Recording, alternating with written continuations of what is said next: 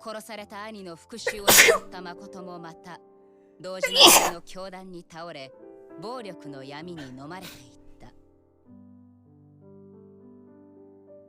며칠 사이에 벌어지는 다 없애버려. しかしカムロ町が今まさに堂島の支配下に置かれようというこの日、 God bless you. 極道の掟から外れた2人の男が 감사합니다. それぞれの思いを胸に伝説の幕を 오늘 開 제 けよう